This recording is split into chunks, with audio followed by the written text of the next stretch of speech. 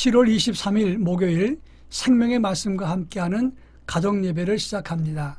다 같이 찬송가 368장 주 예수의 은혜를 1절과 5절을 부릅니다.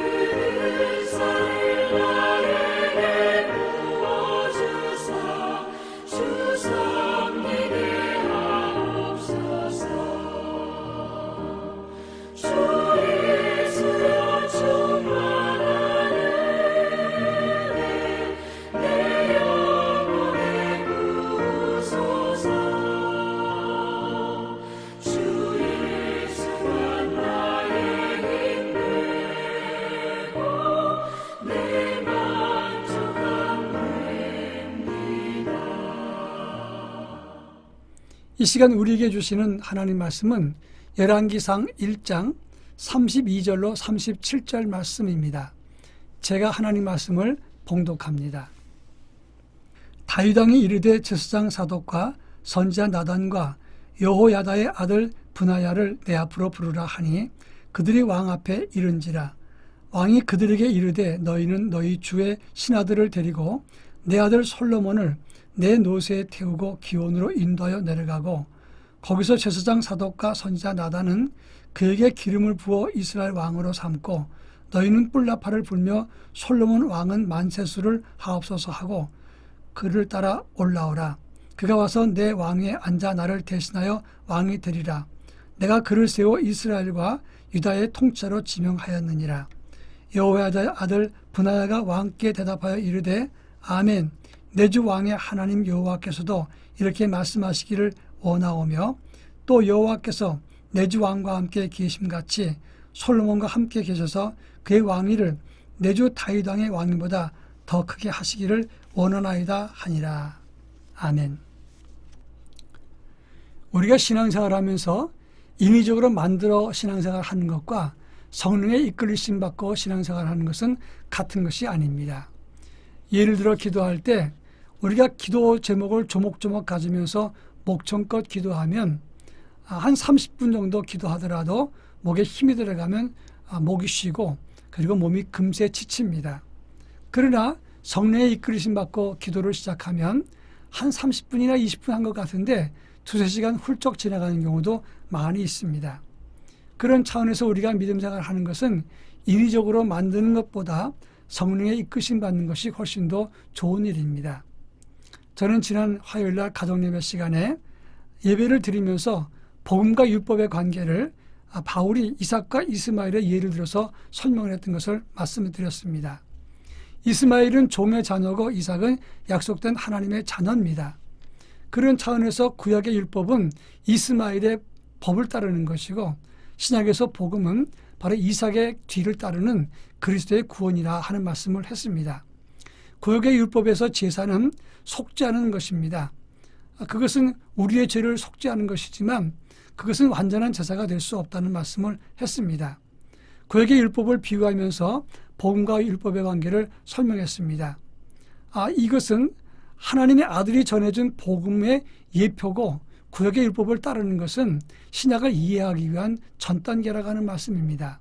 그런 차원에서 율법적인 신앙과 우리가 만들어가는 인위적인 신앙은 같은 맥락이라고 말할 수 있는 것인데 참 신앙은 인간적인 행위나 제사 행위나 규례를 지키는 것보다 예수 십자가 복음으로 믿음 생활하는 것이 옳은 것이다, 이렇게 말하고 있는 것입니다.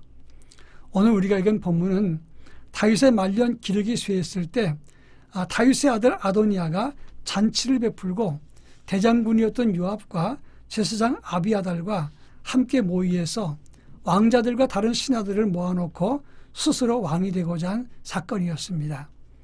그들은 모의했지만 다윗은 솔로몬을 왕으로 세웠습니다. 이 본문의 의미와 복음과 율법의 관계를 설명하겠습니다. 먼저 인간이 계획을 세워도 하나님이 세우지 않으시면 거룩한 자유를 이룰 수 없다는 것입니다. 열왕기상 1장 7절에 보면 아도니아가 수루와의 아들 요압과 제사장 아비아달과 모의하니 그들이 따르고 도우나 그랬습니다. 그 다음에 열왕기상 2장 39절에 보면 제사장 사독이 성막 가운데서 기름 담은 뿔을 가져다가 솔로몬에게 기름을 부으니 그렇게 말씀했습니다. 자기들이 마음을 모아서 모의를 해도 하나님의 기름 부으심이 솔로몬에게 임하니까 아도니아는 아무것도 아닌 것이 되었습니다. 신앙적인 것도 마찬가지입니다.